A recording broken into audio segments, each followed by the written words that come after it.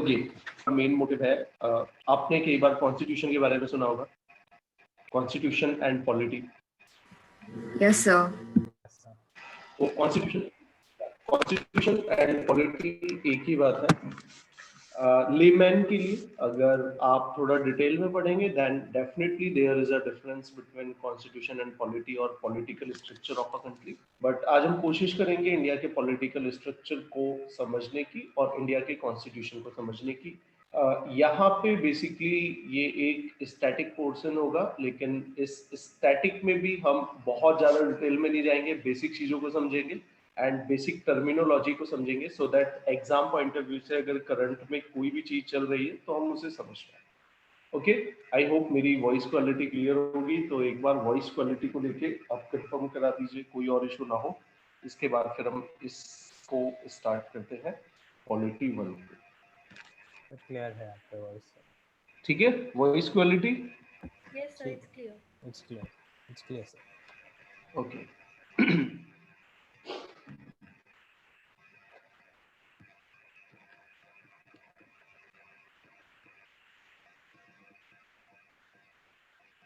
देखिए, डायग्राम मैंने आपको पहले भी कई बार बताया होगा एंड कोई और भी क्लासेस में मैं इस डायग्राम को कई बार डिस्कस कर चुका हूँ कि इंडिया में अगर हम इंडिया का पॉलिटिकल स्ट्रक्चर देखते हैं, so in India we have 3 layers of government. In India we have 3 layers of government. On the top we have central government, then on the top we have central government, so ये first level है। अगर आप इसके बाद देखते हैं, we have different state government. In number there are 28 state government and इसी level पे कुछ ऐसी टेरिटरीज थी, कुछ ऐसे एरियाज थे जिनको हम स्टेट गवर्नमेंट नहीं बना पाए, तो उनको हमने क्रिएट कर दिया union territory. So number of union territory is 8। कई बार हम डिस्कस कर चुके हैं, अभी मैं डिस्कस नहीं करूंगा। So on the top we have a centre government, then we have state government और यूनियन टेरिटरीज। इंडिया है, इंडिया के लिए, पूरे देश के लिए सेंट्रल गवर्नमेंट है। उसके बाद अगर आप देखेंगे हमारे देश की जो टेरिटरी है वो डिफरेंट स्टेट्स में डिवाइड है, और कुछ ऐसी टेरिटरी है, कुछ ऐसी जियोग्राफिकल लोकेशंस थी जिन्हें हम स्टेट नहीं बना पाए, उन्हें हमने यूटी बना दिया। So there are different reasons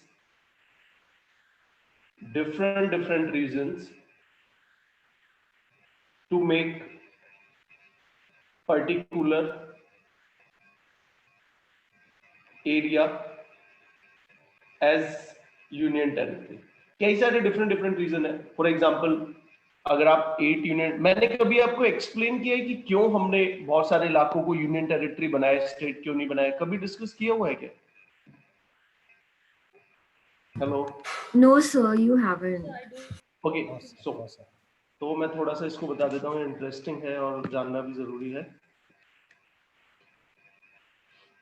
okay, इस पे मैं भी आता हूँ। पहले थोड़ा सा इसी को एडवांस में डिस्कस कर लेते हैं। सो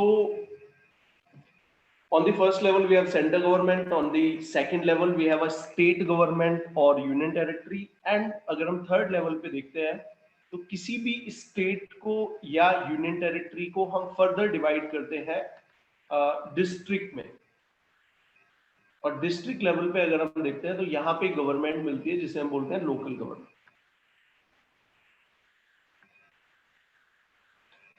नाउ अब जो हमारा डिस्ट्रिक्ट एरिया है, जो डिस्ट्रिक्ट है, लोकल गवर्नमेंट है, तो उसे हम फर्दर डिवाइड कर सकते हैं ऑन द बेसिस ऑफ वो किस एरिया में है।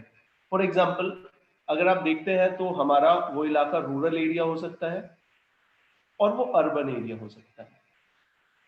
तो अगर आप रूरल एरिया होगा, ग्रामीण इलाका होगा, तो वहां पे हमें एक इंस्टीट्यूशन देखने को मिलता है which is Panchayati Raj institution, PRI short form में। ऑल्दो ये अपने आप में पूरा टॉपिक है, बट कई बार आपने ग्राम प्रधान सुना होगा, ब्लॉक प्रमुख, जिला पंचायत सदस्य, इस तरीके के आपने टर्म सुने होंगे, और इनको कहीं कहीं पे पंचायत बोलते हैं, कहीं पे कुछ अलग अलग टर्मिनोलॉजी से यूज किया जाता है, बट ये लोकल गवर्नमेंट है।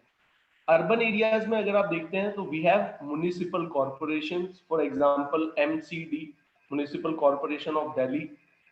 अभी आपने रिसेंटली सुना होगा कि जो दिल्ली की लोकल गवर्नमेंट है विच इज एमसीडी, क्योंकि दिल्ली एक अर्बन एरिया है, ये अभी डॉक्टर्स की सैलरी नहीं दे रही है, तो ये तीसरे लेवल की गवर्नमेंट है। तो अगर आप प्रैक्टिकली देखें, हम में से किसी भी सिटीजन के लिए तीन सरकारें काम कर रही हैं। तो सबसे पहले सेंट्रल गवर्नमेंट, जो हम सबके लिए कॉमन है, Modi government, whether you like it or not, but Modi government हम सबके लिए काम कर रही है, 130 करोड़ इंडियंस के लिए central government.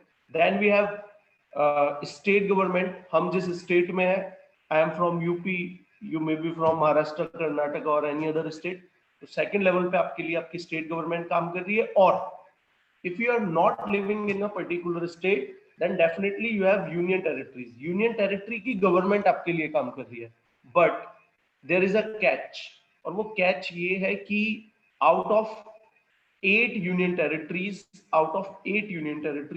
only 2 union territories have elected representation.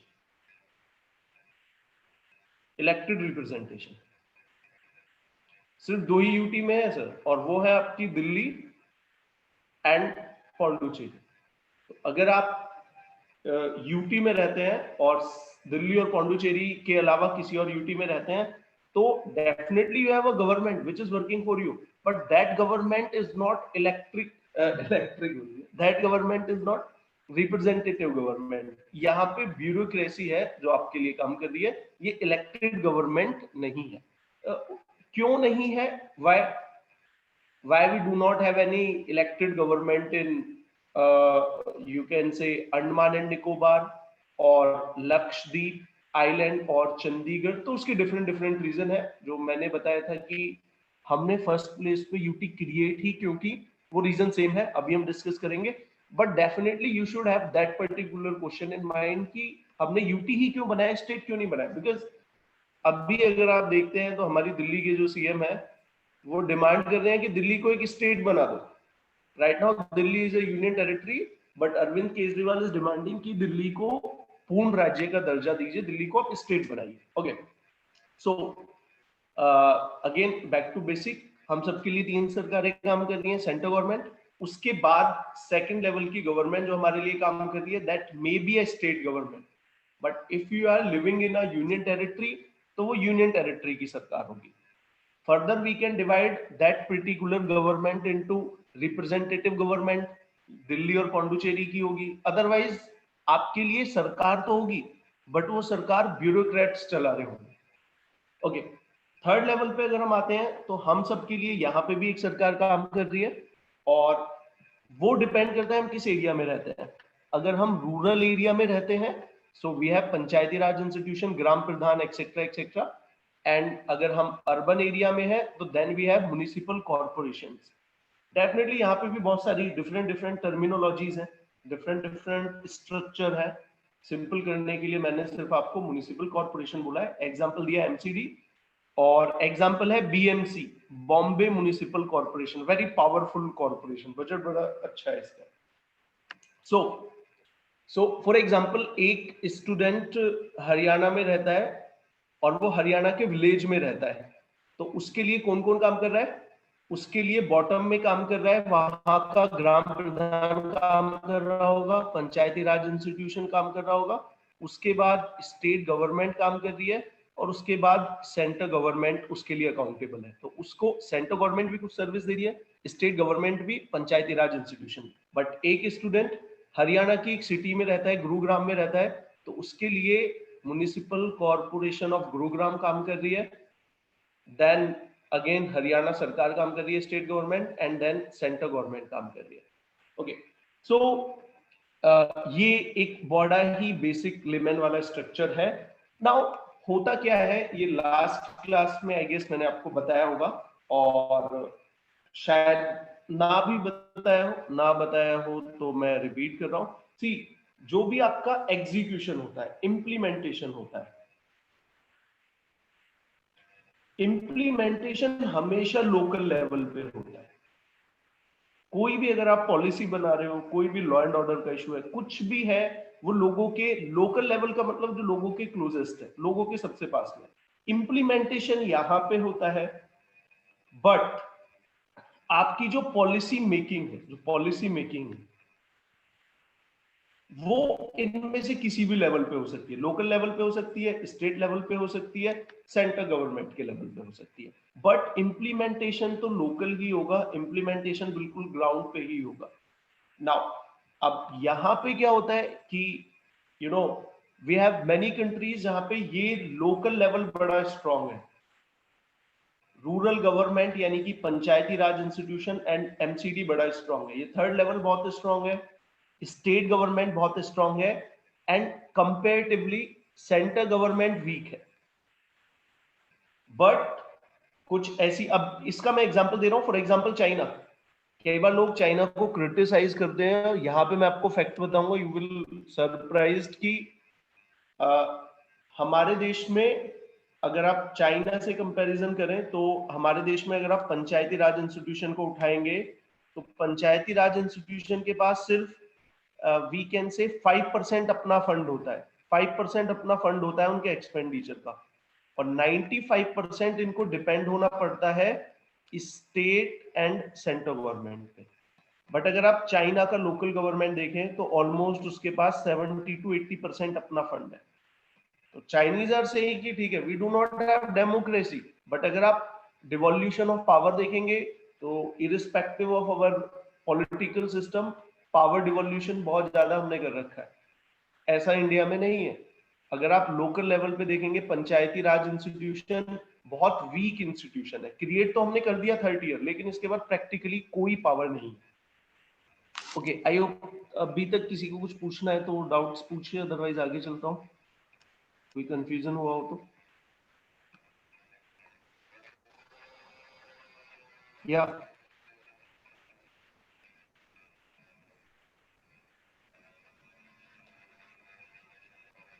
Okay, कोई डाउट नहीं है, ठीक है।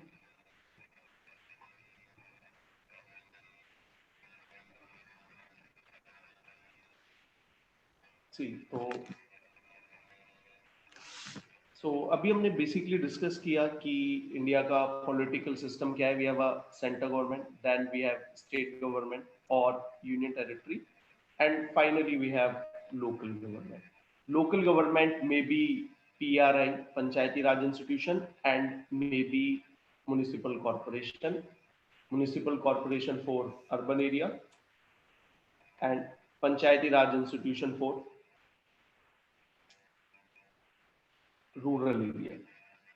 अगर आप परसेंटेज वाइज देखें तो almost 70% of India's population is in rural area and 30% is in urban area according to census 2011। But कुछ लोग इस पे क्वेश्चन उठाते हैं, दे आर सेइंग दैट कि इंडिया की अर्बन में ऑलमोस्ट 40% पॉपुलेशन है एंड ये माइग्रेंट्स है। तो ये बोल रहे हैं कि 10% लोग माइग्रेंट्स हैं जो सेंसस में शो नहीं करते हैं, उनके पास कोई परमानेंट एड्रेस प्रूफ नहीं है, बट ये माइग्रेट करते हैं। तो प्रैक्टिकली अगर आप देखें तो ये रेशियो ज्यादा है। ये कुछ लोगों का क्रिटिसिज्म है और ये वैलिड क्रिटिसिज्म है, ये जस्ट याद रखना, क्योंकि बहुत सारी जगह 30-30 मेंशन है।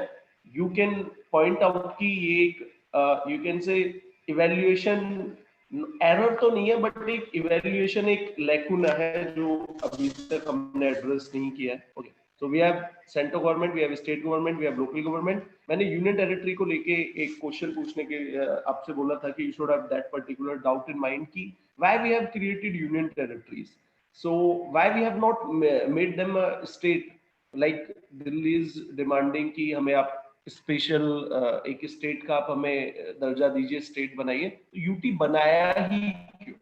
सो स्टेट हमने यूटी क्यों बनाया, इसको समझने के लिए you have to understand what is the difference between a state and a union territory.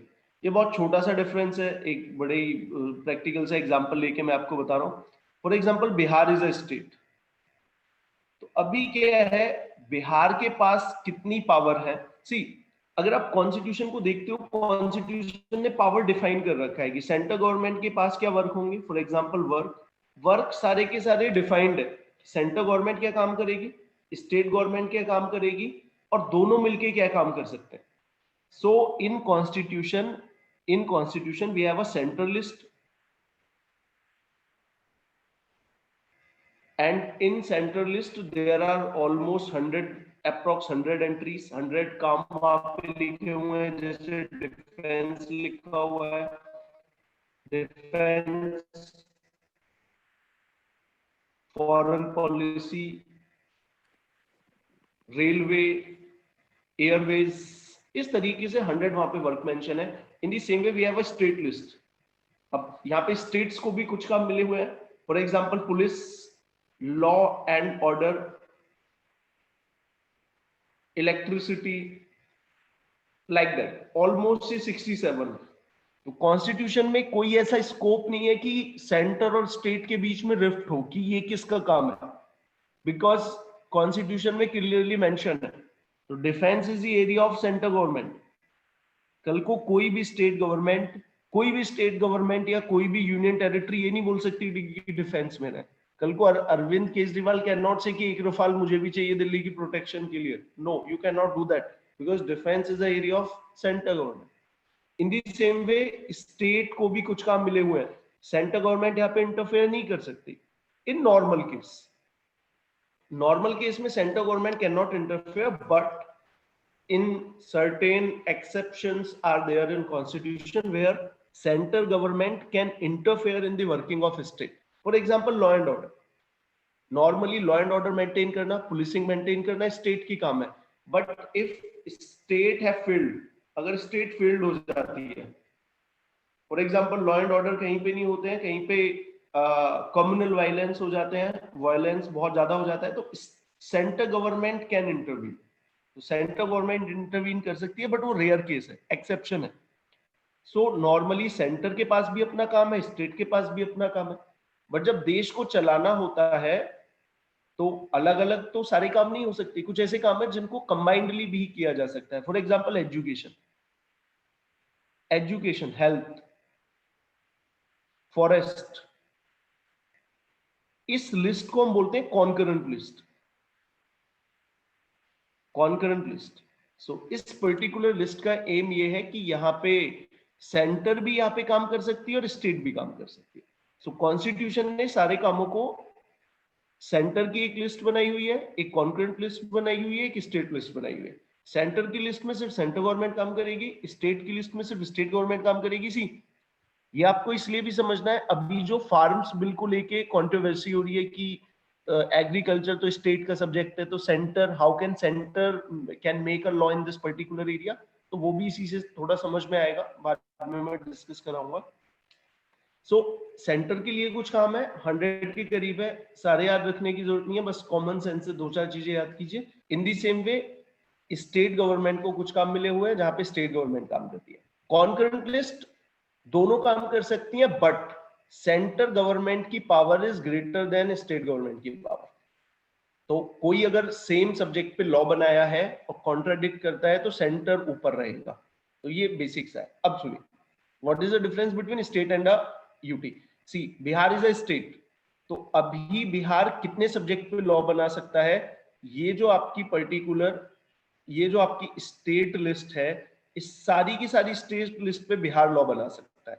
State list में ऑलमोस्ट आप मानिए 67 के करीब एंट्रीज हैं, तो सब पे बिहार सरकार लॉ बना सकती है। बट अगर आप बिहार के स्टेटस को डाउनग्रेड कर दे और बिहार को एक यूटी बना दे, तो डिफरेंस ये होगा कि सेंट्रल गवर्नमेंट इसकी पावर कम कर देगी, इसको कम काम देगी। कितने काम देगी? स्टेट के पास होते हैं 67, तो इसको 67 में से मे बी गवर्नमेंट 5 दे, मे बी 10 दे दे आउट ऑफ 67, मे बी 50 दे दे, कितने भी दे सकती है, because in India we don't have a uniform pattern for union territory. एक जैसा पैटर्न नहीं है, every union territory is different. Ultimately conclusion, moral of the story is that कि अगर बिहार यूटी है तो उसको 66 काम नहीं मिलेंगे, कम मिलेंगे। कितने कम मिलेंगे? Central government will decide. अगर बिहार स्टेट है तो वो पूरे सारे 66 काम कर सकती है जो भी कॉन्स्टिट्यूशन में लिखे हुए। अब दिल्ली यूटी है एक, तो नॉर्मली जो पुलिस है वो स्टेट के पास है, बट क्योंकि हमने दिल्ली को यूटी बना दी तो अब इस यूटी को पुलिस मिल भी सकती है और नहीं भी। तो दिल्ली यूटी में अगर आप देखोगे, दिल्ली पुलिस सेंट्रल गवर्नमेंट ने उसकी रिस्पॉन्सिबिलिटी खुद ले रखी है, वो दिल्ली यूटी को नहीं दी। तो बेसिकली डिफरेंस ये होता है कि सेंट्रल गवर्नमेंट कुछ काम यूटी से छीन के खुद ले लेती है, यानी कि एक स्टेट के सारे काम डिवाइड हो जाते हैं, कुछ तो यूटी के पास पहुंच जाते हैं और बाकी सेंट्रल गवर्नमेंट के पास पहुंच जाते हैं। सो ये एक बेसिक सा डिफरेंस है between state and a union territory. And I guess इसमें कंफ्यूजन होगा तो पूछिए। हेलो। No confusion. सर ये कैसे डिसाइड होता है कि एक स्टेट को हमें यूनियन टेरिटरी डिक्लेयर करना है? सी ये मैं अभी बताता हूँ। अब तक समझ में आया कुछ? अब तक किसी को कोई डाउट को पर्टिकुलर जो भी अभी तक बताया उससे रिलेटेड? हेलो। सर ये स्टेट और यूनियन टेरिटरी को लेके ही थोड़ा डाउट है। क्या है बताइए। सर अगर मतलब यूनियन टेरिटरी तो शायद इसलिए बनता है क्योंकि अगर मतलब बहुत छोटा होता है। रुकिए रुकिए रुकिए, अभी मैंने वो उसका आंसर नहीं दिया है कि यूनियन टेरिटरी बनाया क्यों है। अभी तक का क्वेश्चन ये है कि what is the difference between state and a union territory. Difference clear है या नहीं, क्योंकि वो जस्ट मैं डिस्कस करने जा रहा हूँ अभी। Yes sir. हाँ, difference is just about the laws right now, right? आपने जो बोला है पावर में डिफरेंस है। स्टेट हाँ, लिस्ट में जो सारी एंट्री है स्टेट को सारी मिल जाती है, यूटी को सारे काम नहीं मिलते हैं। That's the basic difference. हाँ सर, ठीक है। ओके, सो अभी मैं आपको ये बताने जा रहा हूँ कि हमने पर्टिकुलर एरिया को यूटी क्यों बनाया, और उसके बाद फिर आगे हम चलेंगे, ठीक है।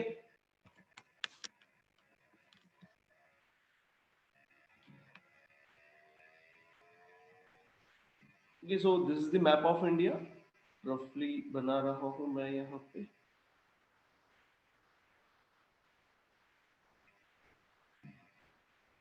सो अगर आप यूनियन टेरिटरी देखते हैं तो we have Andaman and Nicobar and we have Lakshadweep.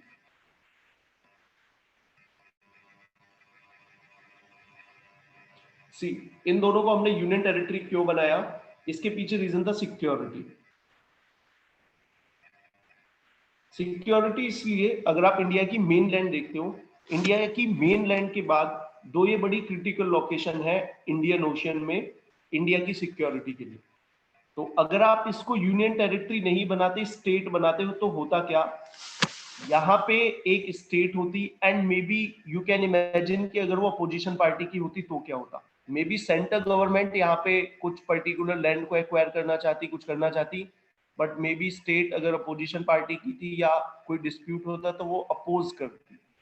But हमें इस एरिया पे ऐसी गवर्नमेंट चाहिए जिसके कंट्रोल में देश का डिफेंस हो, और डिफेंस कंट्रोल में है सेंट्रल गवर्नमेंट के। तो यहाँ पे अब होता ये है कि अंडमान निकोबार और लक्षद्वीप टोटली, क्योंकि लक्षद्वीप का रीजन डिफरेंट है क्योंकि अनहेबिटेड है। अंडमान एंड निकोबार को स्टेट बना सकते थे, but again defence point of view से इसको यूटिलाइज हम नहीं कर पाते। तो सिक्योरिटी रीजन से इन दोनों को हमने बनाया था, सिक्योरिटी रीजन से इन दोनों को हमने यूनियन टेरिटरी बनाया था। इसका रीजन दूसरा, अगर आप दूसरी यूनियन टेरिटरी देखेंगे, this is Diu and Daman, and ये है दादर एंड नगर हवेली। ऑल्दो ये दोनों मिला के अब सिंगल यूटी बन गए हैं, Diu and Daman and Dadar Nagar Haveli, but अब से 2019 तक ये डिफरेंट ही थे, इवन 20 में ही लॉ पास हुआ है।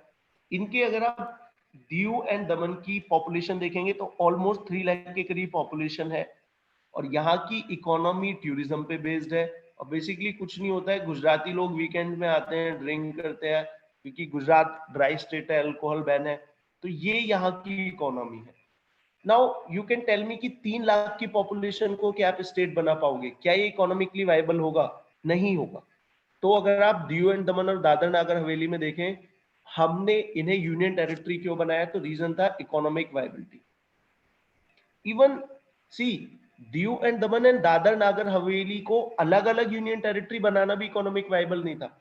यहाँ पे यूनियन टेरिटरी बनाई है, एक इंस्टीट्यूशन इसका होगा, यहाँ पे कोई एक कोई ऑफिसर ज्यादा होंगे, सही, voice is department breaking. Multiple होंगे, अब इन दोनों के कंबाइंड होंगे, एडमिनिस्ट्रेशन में इफिशियंसी आएगी, आप बहुत हद तक इफिशियंसी ला सकते हैं, रैशनलाइज कर सकते हैं, बहुत सारे लोगों को निकाल सकते हैं, कम में भी काम चल जाएगा।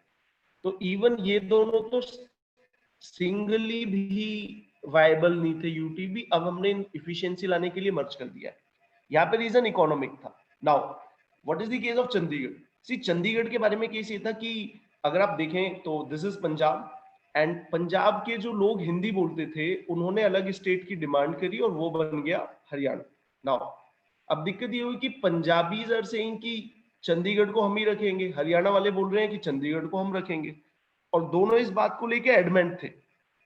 तो गवर्नमेंट ने क्या किया कि ठीक है, अगर आप किसी एक को देते तो दूसरी साइड प्रोटेस्ट करती। नाउ दोनों लोग ही चंडीगढ़ को क्यों लेना चाहते थे? बिकॉज चंडीगढ़ में अगर आप देखोगे इकोनॉमिकली किसी भी स्टेट का मोस्ट प्रॉस्परस इलाका कैपिटल होता है, कैपिटल में ज्यादा इंडस्ट्री है, कैपिटल में ज्यादा मार्केट्स हैं, अच्छा इंफ्रास्ट्रक्चर है, एजुकेशनल हब है, हॉस्पिटल मेडिकल सेक्टर का हब है, तो ज्यादा टैक्स कलेक्शन भी वहां से होता है। तो कोई भी कैपिटल को देने के लिए तैयार नहीं था। तो यहाँ पे पॉलिटिकल कॉम्प्रोमाइज ये हुआ कि इसको कंबाइंड कैपिटल डिक्लेयर कर दिया दोनों। तो अगर आप देखते हो what is the capital of Punjab? Chandigarh. What is the capital of Haryana? Chandigarh. But अभी तक इसको ना वॉइस ब्रेक हो गई, एक बार थोड़ा सा रिपीट करोगे चंडीगढ़ वाला पार्ट प्लीज? ओके, सबकी ब्रेक हुई है, आपकी हुई है, बाकी लोग बताइए, वरना मैं लास्ट में डाउट में देख लूंगा, आप ज्यादा टाइम ना वेस्ट करते हुए। सर बहुत थोड़ी ब्रेक हो रही है। मैं आ ब्रेक हो रही है बीच बीच में से। ठीक है ठीक है ठीक है। सो चंडीगढ़ वाला अगेन रिपीट करना है। तो जस्ट छोटा सा जो लास्ट में आप बोल नहीं रहे थे कि कैपिटल को डिवाइड नहीं किया, बस वहां से बस थोड़ा। देखिए, नॉर्मली किसी भी कैपिटल का जो किसी भी स्टेट का जो कैपिटल होता है वो सबसे डेवलप पार्ट होता है। सबसे डेवलप पार्ट का मतलब है वहां से आपका टैक्स कलेक्शन बड़ा ज्यादा है। सो ना तो पंजाब कॉम्प्रोमाइज करने के लिए तैयार था ना हरियाणा। तो गवर्नमेंट ने क्या किया, ऑफिशियली अगर आप देखेंगे तो ये दोनों की कैपिटल है, कंबाइंड कैपिटल इसको डिक्लेयर करा दिया। प्लस कंट्रोल किसके हाथ में थे? पंजाब को देते हैं तो हरियाणा अपोज करता है, हरियाणा को देते हैं तो पंजाब अपोज करता है, इसको यूटी बना दिया। सो इट्स लाइक बचपन में आपने स्टोरी सुनी होगी कि कैट होती है और मंकी होता है, तो वो आपस में लड़ रहे होते हैं, मंकी आता है वो या जो भी है वैसा वर्षा। तो यहाँ पे इसीलिए सेंट्रल गवर्नमेंट ने इसको यूटी बना दिया। सो इसके पीछे रीजन पॉलिटिकल था, पॉलिटिकल क्राइसिस को रोकने के लिए। नाउ अब सबसे स्पेशल केस आता है दिल्ली का, एंड दिल्ली का बताने से पहले मैं एक स्टेटमेंट बोल दूं कि दिल्ली बनेगी या नहीं, और ये सही ही है, मतलब इसका कोई और वे नहीं है। सी जब तक आपकी दिल्ली कैपिटल है ये यूटी ही रहेगी जब तक कैपिटल है। फ्यूचर में ऐसा हो कि आप कैपिटल को शिफ्ट कर दें, then there is a possibility may be इसको स्टेट बनाया जा सकता है। इसके पीछे रीजन क्या है सुनिए, अभी ये आपको समझ में आएगा। सी दिल्ली हमारे देश की कैपिटल है, सो दिल्ली में जितने भी इश्यूज रिफ्लेक्ट होते हैं, दिल्ली में सिर्फ एक रीजन के इश्यूज नहीं आते हैं, दिल्ली में पूरी कंट्री के इशू रिफ्लेक्ट होते हैं। फॉर एग्जाम्पल पूरे फार्मर अभी प्रोटेस्ट कर रहे हैं देश से, लेकिन प्रोटेस्ट करने दिल्ली आएंगे। कोई फॉरेन डिग्नेटरी आ रहा है वो भी दिल्ली में आएगा, कोई भी मेजर इवेंट है वो दिल्ली में आएगा। दिल्ली में पार्लियामेंट है, एम्बेसीज है, सारी मिनिस्ट्रीज के हेडक्वार्टर है। तो दिल्ली में एक ऐसी सरकार होनी चाहिए या दिल्ली में कुछ कंट्रोल उस सरकार के पास में होना चाहिए जो पूरे देश के बारे में सोचती है। Otherwise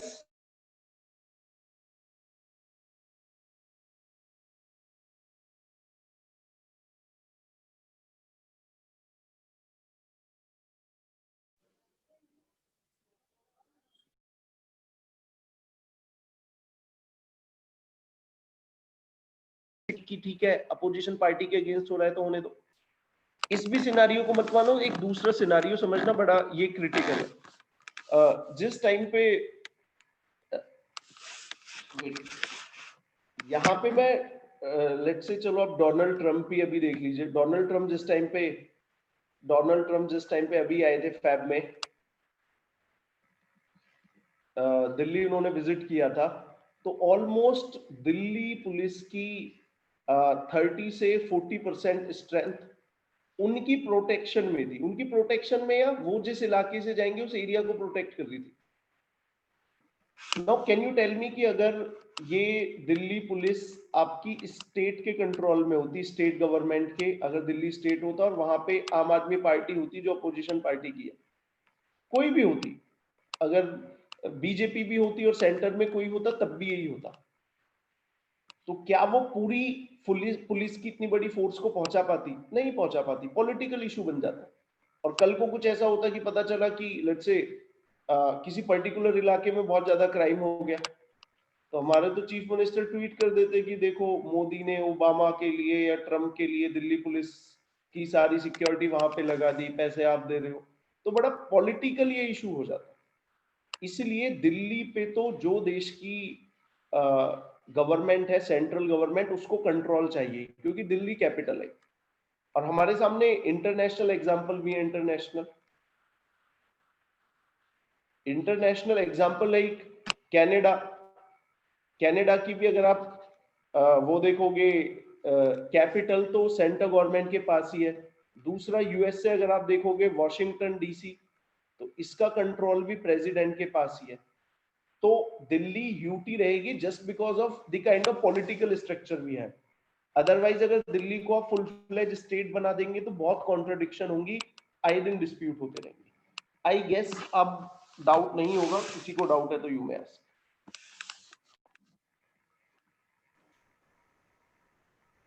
sir Daman and Diu का डाउट है कि उसको गुजरात के साथ मर्ज करके नहीं बना सकते अगर वो इकोनॉमिकली वायबल होगा। मैडम गुजरात के साथ उसको इसलिए मर्ज नहीं किया क्योंकि अगर आप हिस्ट्री पढ़ेंगे तो यू विल अंडरस्टैंड कि 15th सेंचुरी से पोर्तुगीज ने उनके ऊपर कंट्रोल करके रखा था, गोवा के ऊपर, दीव एंड दमन, दादर नगर हवेली। तो ये जितने भी इलाके हैं, अगर आप इन लोगों से कभी इंटरेक्ट करेंगे यू विल फाइंड कि इन लोगों का थॉट प्रोसेस, कल्चर, आर्किटेक्चर वो टोटली यूरोपियन है। अब इन लोगों का थॉट प्रोसेस टोटली चेंज हो चुका है, कल्चर चेंज हो चुकी है, आर्किटेक्चर वहां का चेंज हो चुका है। अगर आप इन लोगों को गुजरात के साथ मर्ज करेंगे तो पता चलेगा गुजरात का एडमिनिस्ट्रेशन वहां पे आ जाएगा। तो गुजरात के एडमिनिस्ट्रेशन में अगर आपको FIR लिखनी है तो गुजराती में लिखो। अब ये लोग यूरोपियन माइंडसेट के हैं, तो यहाँ पे ऐसा लगेगा कि इनके ऊपर गुजरात की कल्चर को थोपा जा रहा है। जैसा जो पंजाबी हिंदी बोलते थे उन्हें लगता था कि हमें पंजाबी थोपी जा रही है, इसलिए उन्होंने अब सेपरेट स्टेट क्रिएट कराई। तो यही तो कारण था सेपरेट स्टेट क्रिएट कराने का। उनके साथ अगर मर्ज करते तो ये लोग फर्दर एलिनिएट होते।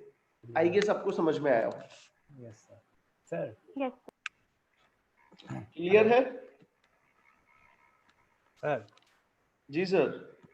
सर दिल्ली में तो I think it is also an issue कि देयर इज एवरी ईयर जो there is a huge amount of migration, right sir? तो चाहे वो एजुकेशनल पर्पस के लिए हो या जॉब पर्पस के लिए हो, तो बेसिकली उस कारण से भी तो I think they can't make it into state, right? क्योंकि फिर वो कर देंगे ना कि इन द सेंस कि रिजर्व कैटेगरी कर देंगे। मैंने आपको यही बताया है कि Delhi is not a different region of the country. Delhi is like a mini India. Exactly. So यहाँ पे क्या है कि ऐसी सरकार हो जिसकी आपने कई सारे मुद्दे पे देखा होगा कि बहुत सारी रीजनल सरकारें क्या करती हैं, जब भी बात आए गुजरातियों की या बंगालियों की या किसी की भी बात आए, तो sometimes they take a stand जो रीजनल स्टैंड होता है।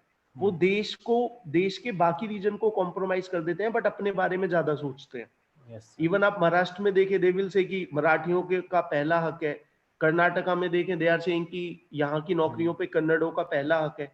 तमिल में जाओ तो ये सेम है। तो दिल्ली में कोई ऐसी सरकार ना हो जो ये बोले कि यहाँ दिल्ली को वो लोकलाइज ना करे, क्योंकि दिल्ली कैपिटल है, यहाँ पे पूरे देश का राइट है। अब सुनिए इसमें होता क्या है, जो रीजनल सरकारें होती हैं डिफैक्टो उनकी प्रायोरिटी रीजनल पहले हो जाती है, that's a structure. So that's why we do not want that kind of structure जहां पे रीजनल इश्यूज ऊपर आए. और वो कब नहीं होगा, जब आप इसको स्टेट नहीं बनाओगे. आई होप मैंने वर्बली बोल दिया है, लिख के बताता तो अच्छे से समझ में आता, बट आई गेस समझ गए हो. यस सर, सभी लोग समझ गया सर. बताइए, थोड़ा सा कॉम्प्लिकेटेड है कि किसी को कोई भी डाउट है तो टेक्स्ट कर देना, मैं फिर समझा सकता हूँ इसको.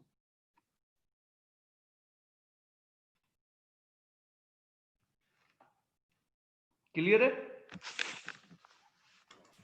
Yes sir.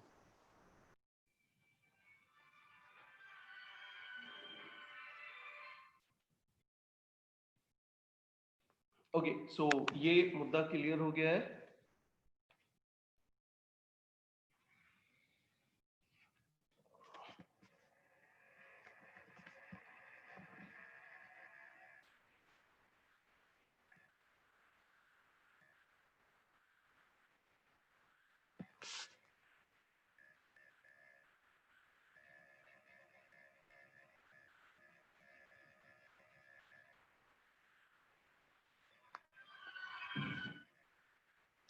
निखिल, मैं भी क्लास में हूँ, आधे घंटे बाद कॉल करता हूँ. हाँ, ऑनलाइन लाइव क्लास चल रही है तो 10 बजे के बाद कॉल करता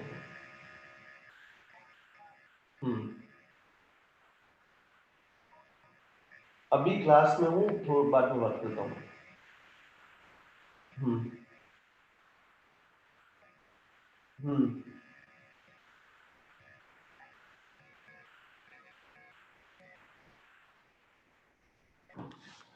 सो सॉरी गाइज, मेरे एक दोस्त ने ड्रिंक कर रखी है, वो कॉल पे कॉल किया जा रहा है.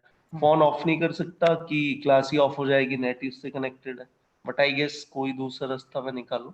सो आइए, यूटी एंड स्टेट तो ये डिस्कस हम कर चुके हैं. सो बेसिक आर्किटेक्चर आपको समझा दिया, अब एक बार मैं बता देता हूँ आपको.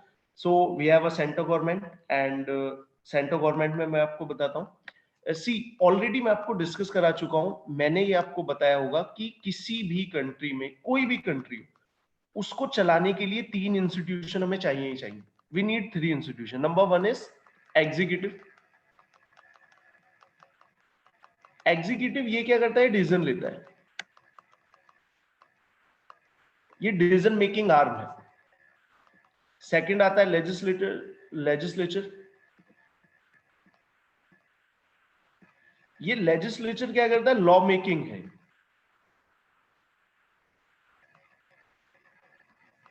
अब यहाँ पे मैं थोड़ा थोड़ा ब्रीफ में जितना भी है उसके बारे में थोड़ा सा एक्सप्लेन मैं करता जाऊंगा. Second legislature, law making. Third आपका आता है जुडिशरी.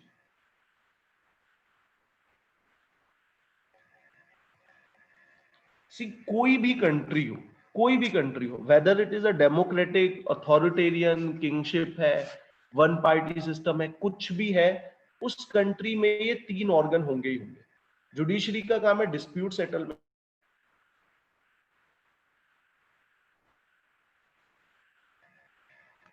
यहाँ पे डिसीजन मेकिंग होती है. लेजिस्लेचर आपका लॉ बनाता है. Now see, India is a democracy, rule of law. तो ये रूल ऑफ लॉ कहां से आया है? पहले कॉन्सेप्ट होता था रूल ऑफ किंग. किंग जो बोलता था वही रूल होता था. लेकिन बाद में आया कि नहीं, रूल किसका चलेगा, लॉ का. जो भी लॉ बनेगा, और लॉ कौन बनाएंगे, रिप्रेजेंटेटिव. जो लोगों के रिप्रेजेंटेटिव है वो लॉ बनाएंगे, यानी कि पीपल ही लॉ बना रहे हैं. क्योंकि ये तो पॉसिबल नहीं है कि आप 130 करोड़ लोगों को एक साथ लेके और उनसे लॉ बनाओ. तो हम क्या करते हैं, India is a representative democracy, जहां पे हम अपना रिप्रेजेंटेटिव इलेक्ट करते हैं और वो हमारा रिप्रेजेंटेटिव लॉ बनाता है. फॉर एग्जाम्पल, अभी का आप एग्जाम्पल लीजिए, बिहार में. तो बिहार में अभी क्या हो रहा है, इलेक्शन हो रहे हैं एमएलए के लिए. What is MLA? MLA is a member of legislative assembly.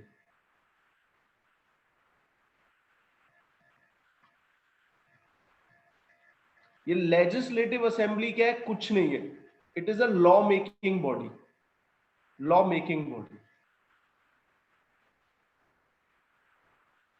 अभी इतना ही याद रखना है, डिटेल में नहीं जाऊंगा। सो आपको क्लियर हुआ? सो लेजिस्लेचर एक लॉ मेकिंग बॉडी है जो आपके लिए रूल्स बनाता है, हर चीज के लिए रूल है। रोड पे कैसे चल रहा है, यू हैव रूल्स। कोई डिस्प्यूट हो गया, कैसे सॉल्व होगा, यू हैव रूल्स। कोई क्रिमिनल क्राइम है, उसको सॉल्व करना है, उसके लिए रूल्स है। आपको कॉलेज ओपन करना है, उसके लिए रूल्स है। आपको कोई बिजनेस करना है, उसके लिए रूल्स है। इवन ड्रोन्स, अगर आपको कैसे ड्रोन्स को ऑपरेट करोगे, उसके लिए अब रूल्स आ गए हैं, लॉ आ गया है। क्या जो पर्टिकुलर लोग हैं वो ऑनलाइन, फॉर एग्जांपल डेटा को लेके लॉज है। तो आप कुछ भी करोगे, there has to be a law. Okay, अब डिसीजन कौन लेगा? This is good, this is bad, lockdown लगा दीजिए, लॉकडाउन हटा दीजिए, ये डिसीजन लेने के लिए वी हैव एग्जीक्यूटिव। तो सेंट्रल गवर्नमेंट में हमारा एग्जीक्यूटिव है PM and COM. We have PM, प्रधानमंत्री एंड काउंसिल ऑफ मिनिस्टर्स। तो ये हमारा सेंटर का एग्जीक्यूटिव है। लॉ मेकिंग बॉडी सेंटर में है। लॉ मेकिंग बॉडी कौन सी है? पार्लियामेंट, अभी जस्ट डिस्कस करेंगे। जुडिशरी है आपका, ये स्ट्रक्चर है। इस स्ट्रक्चर में है क्या? Decision making body PM and COM, law making body is parliament, we have parliament, and dispute settlement body supreme court. ये आपका सेंट्रल गवर्नमेंट का आर्किटेक्चर है। सेंट्रल गवर्नमेंट, स्टेट लेवल पे भी आर्किटेक्चर सेम ही है।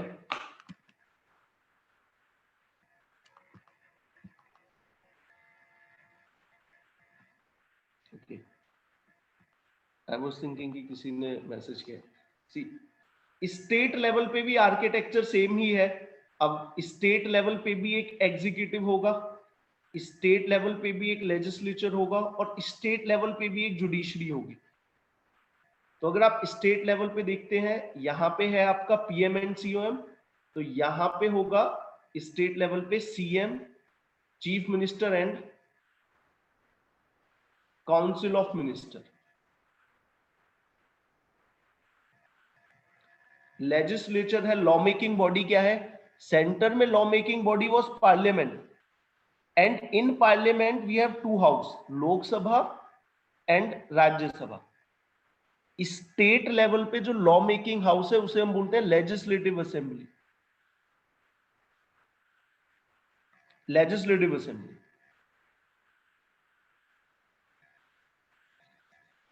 एंड स्टेट लेवल पे जो आपकी जुडिशरी है, हाई कोर्ट। ये स्ट्रक्चर है। आज के लिए सेंट्रल गवर्नमेंट हम स्टडी करेंगे, और सेंट्रल गवर्नमेंट के बारे में जो भी बेसिक है अगले आधे घंटे में हम सारा कवर कर लेंगे। आई विल ट्राई कि जो भी मेन है सारा हम कवर कर लें।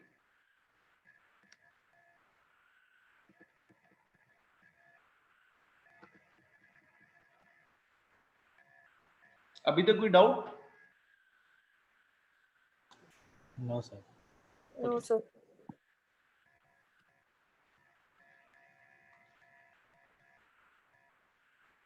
So central government,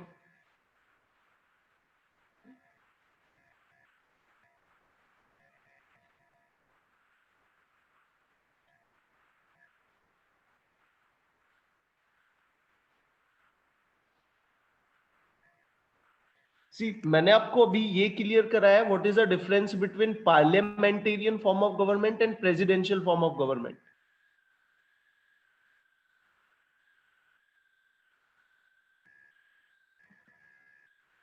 hello, yes sir. पहले करा चुका हूं मैं।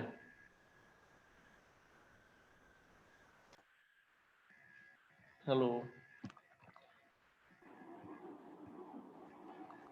ओके, सो आ जाते हैं सेंट्रल गवर्नमेंट पे।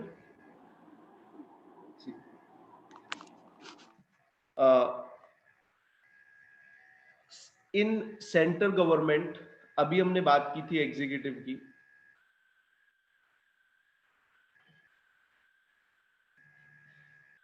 इन एग्जीक्यूटिव, तो यहां पे अभी है एग्जीक्यूटिव को जो चलाते हैं PM, and COM, council of minister. ये कुछ नहीं है, ये काउंसिल ऑफ मिनिस्टर है, यहाँ पे बहुत सारे मिनिस्टर हैं, और इन सभी मिनिस्टर में जो प्राइम है, प्राइम वो आपके PM। तो ये कंबाइंड है, मंत्रिमंडल है जिसमें बहुत सारे मिनिस्टर हैं एंड PM बाकी मंत्रियों के लीडर है। PM is also a minister but it is a prime minister among all the minister. Council of minister and PM and council of minister, but ये एक अगेन बड़े कंसेप्ट है, but हमें थोड़ा जल्दी करना है, ज्यादा डिटेल में नहीं जाना है। PM and Council of Minister is head of the government, but in India PM and Council of Minister के ऊपर हमने एक पोस्ट क्रिएट कर रखी है जो सिंबॉलिक है, वो पोस्ट है प्रेसिडेंट।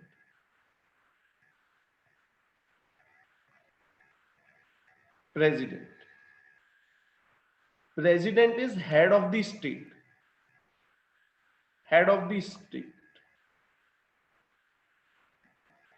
यहां पे आप में से कुछ लोग इस स्टेट वर्ड से कंफ्यूज मत होना। इस स्टेट वर्ड का मतलब कंट्री है। इस स्टेट का मतलब वो नहीं है कि उत्तर प्रदेश और बिहार, स्टेट का मतलब देश है। नॉर्मली जब हम स्टेट बोलते हैं तो Japan is a state, Germany is a state, China is a state. In India we can say country, क्योंकि कंट्री तो बेसिकली जियोग्राफिकल वो है, जियोग्राफिकल रिप्रेजेंटेशन है कंट्री। तो नॉर्मली पॉलिटिकल साइंस में जब भी हम स्टेट बोलते हैं तो ये राज्य मत समझना, स्टेट कंट्री आप समझना। सो हमारे देश में जो डिसीजन लेने की मेन पावर है वो PM एंड COM के पास है, but practically head of the country is symbolically वो प्रेसिडेंट है। ऐसा क्यों है, अब ज्यादा इसमें डिटेल में जाने का टाइम नहीं है, बट ऐसा इसलिए है कि हमने कॉपी किया है यूके से। और यूके में क्या है, यूके में जो आपकी कंट्री के हेड है वो क्राउन है, बट रियल पावर PM के पास है। तो हमने जब वहां का सिस्टम कॉपी पेस्ट मारा, वहां के PM की जगह हमारे PM और वहां के क्राउन की जगह हमारा प्रेसिडेंट। तो वहां में क्राउन सिंबॉलिक है, देश की उनके नाम से चलता है, उनको पहले सिटीजन है, मोस्ट VIP सिटीजन है, बट वहां के सारे डिसीजन PM लेता है।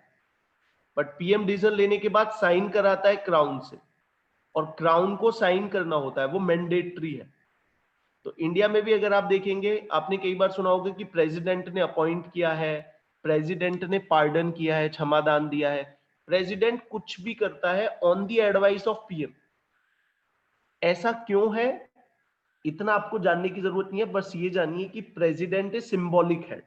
प्रेसिडेंट इज लाइक दादाजी ऑफ अवर फैमिली की, परिवार में सबसे बड़े हैं। जब भी शादियां होती हैं कार्ड पे उनका नाम होता है, बट कई बार उन्हें ही नहीं पता होता है कि अच्छा बच्चों की शादी है अगले महीने, बच्चे खुद ही डिसाइड करते हैं, सिंबॉलिकली उनका नाम डाल देते हैं।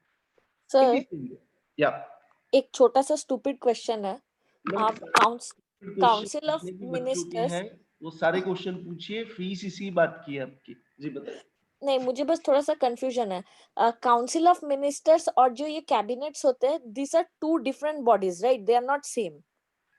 यस मैम, डिफरेंट बॉडीज है। Okay.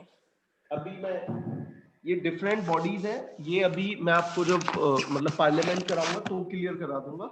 Okay sir, okay sir, अभी के लिए आप मानिए कि सेम ही है। ठीक है सर। ठीक है, तो जस्ट मैं अभी प्रेसिडेंट पे आ गया। सर अगर प्रेसिडेंट के पास कोई पावर ही नहीं है तो प्रेसिडेंट बनाने का क्या सिग्निफिकेंस था? ये तभी मैंने आप सभी लोगों से एक बार कंफर्म कराया था कि क्या मैंने आपको डिफरेंस बता दिया है, what is the difference between presidential form of government and parliamentarian form of government, क्योंकि डिफरेंस वहां से ही आता है। No sir. ठीक है, अब उस टाइम पे क्वेश्चन पूछा था, किसी ने रिप्लाई नहीं करा, कभी दोबारा बताऊंगा। अभी के लिए मान लो कुछ होता है, क्यों होता है, एक शब्द में मैं आंसर दूंगा, इसलिए होता है कि टू प्रोवाइड स्टेबिलिटी प्रोवाइड कराने के लिए। अब वो स्टेबिलिटी कैसे प्रोवाइड की जाती है कभी और बात करेंगे।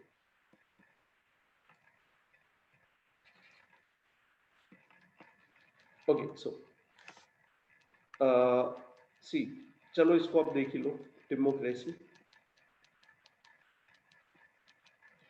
डेमोक्रेसी के बेसिकली दो मॉडल है। एक मॉडल है आपका यूनाइटेड स्टेट्स ऑफ अमेरिका का, दूसरा है आपका यूके का। वर्ल्ड में जितने भी मॉडल हैं, या तो इधर यूएसए का मॉडल है या यूके का मॉडल है, या इन दोनों का हाइब्रिड है। फंडामेंटल मॉडल ये ही है। सो यूएसए वाले मॉडल में क्या होता है, आपका प्रेसिडेंट होता है। यूके वाले मॉडल में आपका पार्लियामेंट होता है। यूके वाले मॉडल में एक दिक्कत है, प्रेसिडेंशियल मॉडल में जो प्रेसिडेंट का टर्म है ये फिक्स होता है। फॉर एग्जांपल यूएस में प्रेसिडेंट का टर्म 4 ईयर है, 4 साल से पहले कोई इनको हटा नहीं सकता। अगर आप हटाने की कोशिश भी करोगे, you can try to impeach them, but is next to impossible.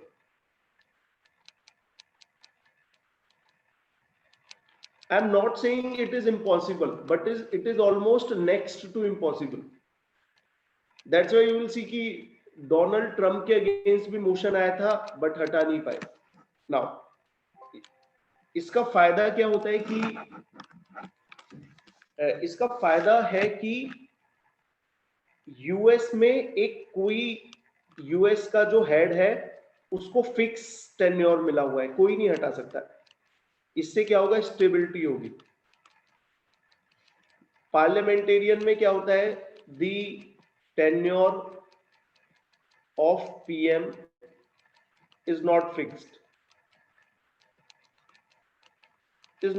Fix नहीं है। पीएम डिपेंड करता है एमपीज पे। अभी एमपीज क्या होते हैं, सोचो कुछ होते हैं। जब तक पीएम को 273 एमपी सपोर्ट कर रहे हैं वो पीएम है। जिस दिन ये 273 एमपी, फॉर एग्जांपल कल को आप में से कोई इतना एफिशिएंट निकले कि सर ये 273 एमपी मुझे जानते हैं एंड दे आर सेइंग कि मिस्टर एक्स आप पीएम बन जाइए, तो कल को अगर ये 273 आपके घर पे आके बैठ जाए सुबह और बोले कि हम तो आपको ही पीएम बनाएंगे, तो परसों आप ही पीएम बन जाओगे। यानी कि ये जो पीएम मोदी की सीट है इसके 272 पिलर्स है, 273 पिलर्स है। कल को ये पिलर्स अरविंद केजरीवाल के पास पहुंच जाए, वो पीएम बन जाएंगे, किसी के पास भी पहुंच जाए। तो पार्लियामेंटेरियन सिस्टम में क्या होता है, जो सरकार का हेड होता है उसकी पोस्ट स्टेबल नहीं होती। तो कल को ऐसा ना हो कि वो हट गया कोई और बन गया। इसीलिए पार्लियामेंटेरियन सिस्टम में एक पोस्ट क्रिएट की जाती है जो स्टेबिलिटी देती है, और उस पोस्ट को बोलते हैं प्रेसिडेंट। यूके में स्टेबिलिटी कौन दे रहा है, क्राउन। इंडिया में स्टेबिलिटी कौन दे रहा है, प्रेसिडेंट। आई होप अब तो डाउट नहीं होगा।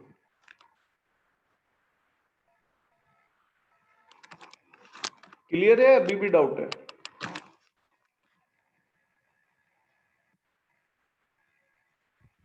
क्लियर है सर। अब कोई मुझे ये बताना चाहेगा कि चलो छोड़ो, अब तो समझ में ही आ गया होगा कि पार्लियामेंटेरियन फॉर्म ऑफ गवर्नमेंट में डेफिनेटली एक पीएम होगा, और पीएम के ऊपर एक पोस्ट 100% होगी, क्योंकि जो पार्लियामेंट से पीएम निकलता है उसकी पोस्ट स्टेबल नहीं होती है। तो जहां पे भी पार्लियामेंटेरियन सिस्टम आपको मिलेगा, एक दूसरी पोस्ट मिलेगी ही मिलेगी। बट जहां पे प्रेसिडेंशियल सिस्टम होगा वहां पे नेसेसरी नहीं है कि आपको दूसरी पोस्ट मिले। Okay, yes sir. जैसे प्रेसिडेंट है अभी, स्टेट के लिए गवर्नर है ना, स्टेबिलिटी देने के लिए गवर्नमेंट के लिए। सेम वो ये ना, वो प्रिंसिपल को समझो। सेंटर में सी, मैं भी आपको बताता हूँ,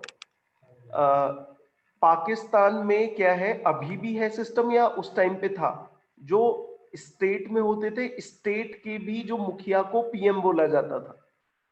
हमने कंफ्यूजन ना हो इसलिए नाम सीएम रख दिया है, अदरवाइज जो काम देश में पीएम करता है वही काम स्टेट में सीएम करता है, सेम स्ट्रक्चर है। जो काम सेंटर में प्रेसिडेंट करता है सेम काम गवर्नर करता है। उसको भी हम प्रेसिडेंट बोल देते, बट कंफ्यूजन हो जाता फिर कि कितने सारे हैं, बट स्ट्रक्चर सेम है। सेंटर में हम बोलते हैं पार्लियामेंट, स्टेट में हम बोलते हैं legislative assembly. Okay, yes sir. ठीक है। अब देखिए, अगला आधा घंटा है, आधे घंटे में पूरा तसल्ली से जो प्रेसिडेंट को ही पढ़ते हैं। मैं ज्यादा टाइम इसमें नहीं देना चाह रहा था, अदरवाइज ये जो एक एक कॉन्सेप्ट है ये बड़ा एक एक क्लास का है, बट आपके हिसाब से टाइम हम इतना इन्वेस्ट नहीं कर सकते, वो रेशो सही नहीं आएगा इनपुट आउटपुट का, तो इसलिए थोड़ा जल्दी ये कराना है। सो प्रेसिडेंट के बारे में, एंड आधे घंटे में प्रोबेबली इसको हम सारा खत्म कर लेंगे। Okay sir. सर एक बात और पूछनी थी सर, पार्लियामेंट वाली फॉर्म में और प्रेसिडेंशियल फॉर्म में दोनों में टेन्योर्स तो फिक्स ही होते हैं, बट जो पार्लियामेंटेरियन फॉर्म होती है उसमें हमें 273 एमपीज का सपोर्ट चाहिए होता है। अगर किसी भी पर्टिकुलर पॉइंट ऑफ टाइम पे वो हटाते हैं सपोर्ट तो गवर्नमेंट गिर जाएगी। बट प्रेसिडेंशियल वाले में हमेशा फिक्स ही रहेगा कि जो बन गया वो हमेशा उतने टर्म के लिए फिक्स रहेगा, राइट सर? ठीक, मैं आ गया इस पे आपके पॉइंट पे। किसी और का इसी तरीके का क्वेश्चन हो तो बताइए।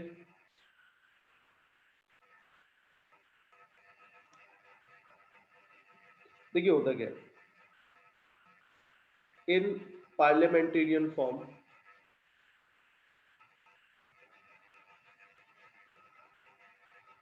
इलेक्शन किसका होता है? अगर आप सेंट्रल गवर्नमेंट में देखें तो ये है पार्लियामेंट, और इसमें एक हाउस है, इसे बोलते हैं Lok Sabha.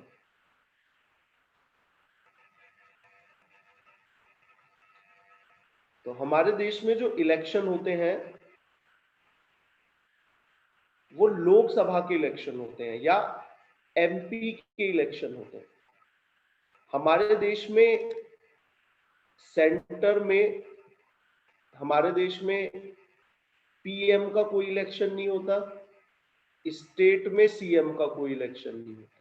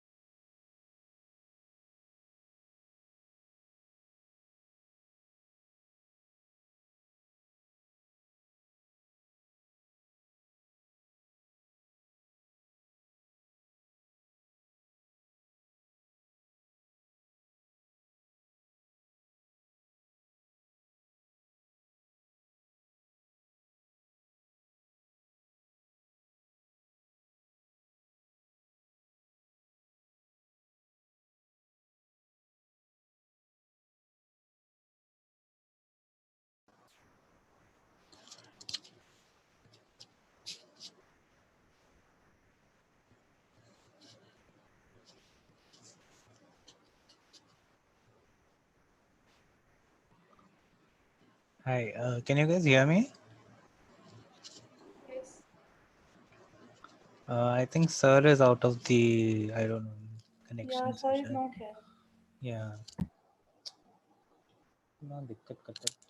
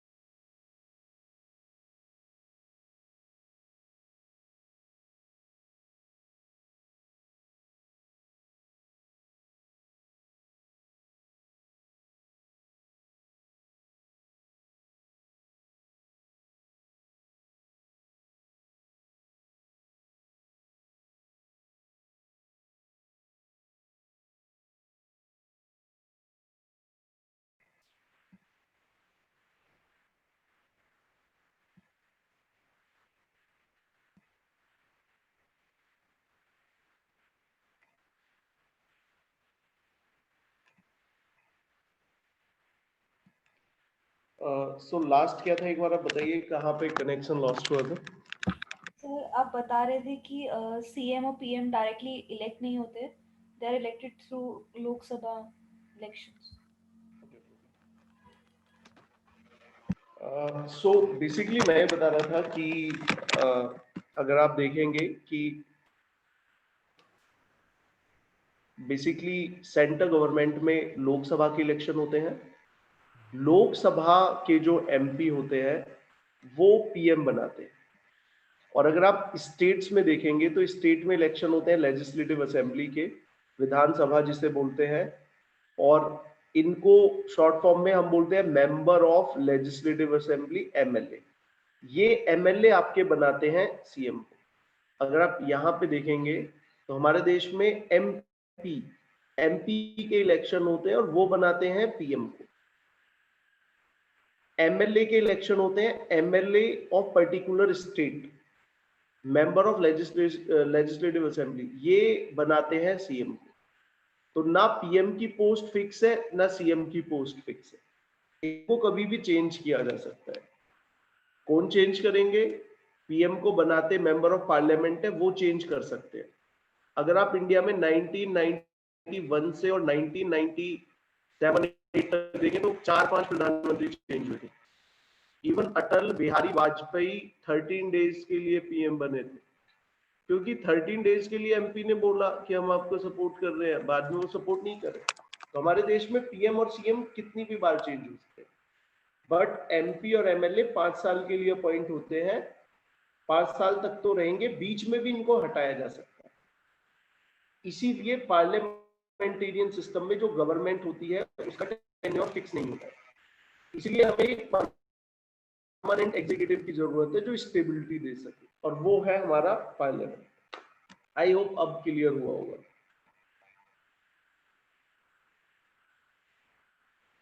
Hello? Yes sir. Yes sir. ठीक है, ओके, सो आगे चलते हैं सीधे को।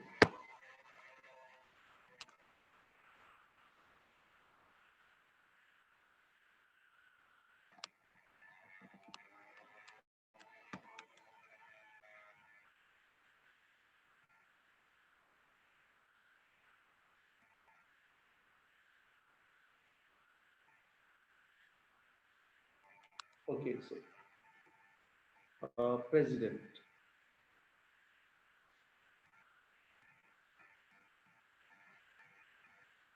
So president के बारे में अगर आप देखें तो president is head of the country.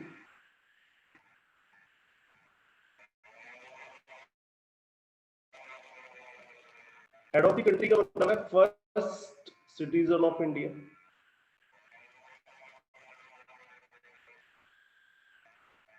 Second citizen आपके वीपी होते हैं, वाइस प्रेसिडेंट, और थर्ड सिटीजन आपके होते हैं पीएम।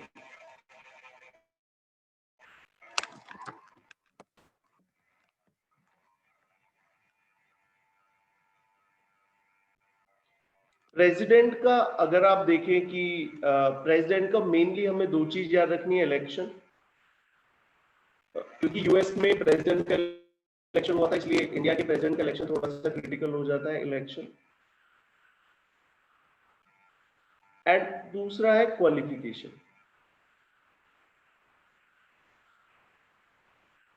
क्वालिफिकेशन अगर हम देखें तो प्रेसिडेंट बनने के लिए इंडिया में आपको 4 क्वालिफिकेशन होनी चाहिए। पहला, एज, एक मिनिमम एज दे रखी है 35 प्लस।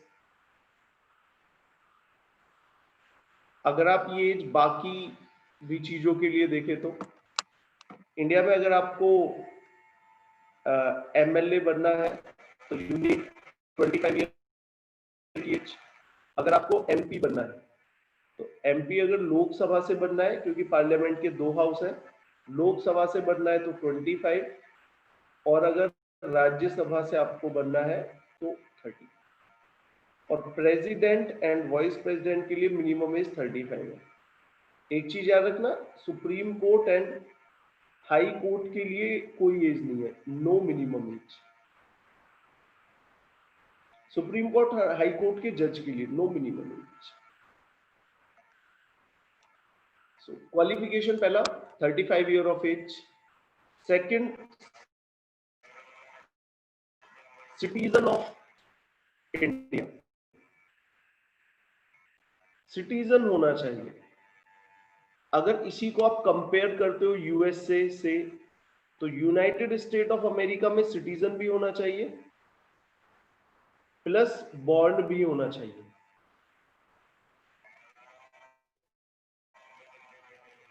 इंडिया में सिर्फ सिटीजन है. इसका मतलब अगर कोई इटालियन या जर्मन, इटालियन ही है हमारे पास एग्जांपल, तो कोई इटालियन व्यक्ति इंडिया में शादी करता है और शादी करने के बाद वो इंडिया में ही रहता है, क्या वो इंडिया का इलेक्शन लड़ सकता है? यस, लड़ सकता है, बिकॉज वो इंडिया का सिटीजन है. बट अगर कोई वही इटालियन व्यक्ति यूएस में कहीं से शादी करता तो शायद वो प्रेसिडेंट नहीं बन पाता, क्योंकि यूएस में बॉर्न होना एक मैंडेटरी प्रोविजन है. थर्ड अगर आप देखें तो एज हो गया, सिटीजन ऑफ इंडिया हो गया. थर्ड और फोर्थ रट्टा मारने वाली है. थर्ड है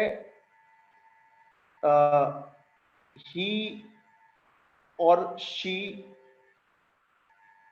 must be eligible to contest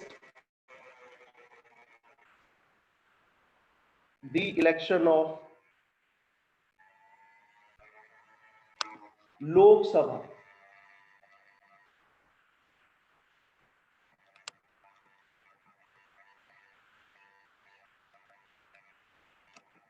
वो लोकसभा का इलेक्शन लड़ने के लिए एलिजिबल है. In case of VP, vice president के केस में ये आ जाता है राज्यसभा.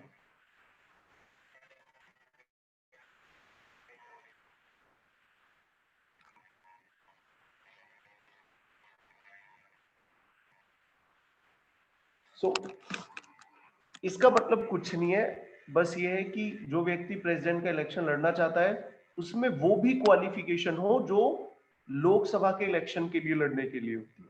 बड़ा कॉमन सेंस है कि अगर आप टेस्ट का फॉर्म भर रहे हैं, ग्रेजुएशन वाला जो भी है, दे आर सेइंग कि आपके पास 10 एलिजिबिलिटी हो और 10 में से एक एलिजिबिलिटी ये डाल दे कि आप लेट्स से बैंक पीओ का फॉर्म भरने के लिए भी एलिजिबल हो. तो सिंपल सा बात है, कोई ये नहीं है. बट आपको याद रखना है कि प्रेसिडेंट के केस में लोकसभा है, वाइस प्रेसिडेंट के केस में Rajya Sabha. And fourth is most controversial है ये, और इसको तो अभी तक कोर्ट भी डिफाइन नहीं कर पाया. इसका मतलब ये है, the person should not have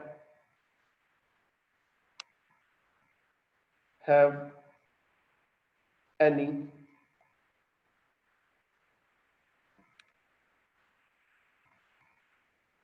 office of profit.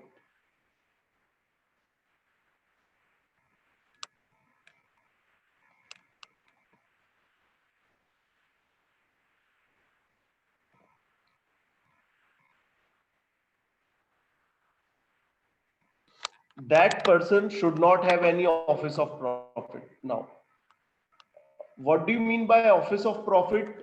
Office of profit ये मानिए, आप में से मे बी कुछ लोगों ने सुना हो या ना हो, अब से 1-2 साल पहले की बात थी. Navjot Singh Sidhu, he was a minister in Punjab government and he was also hosting or judging the Kapil Sharma show.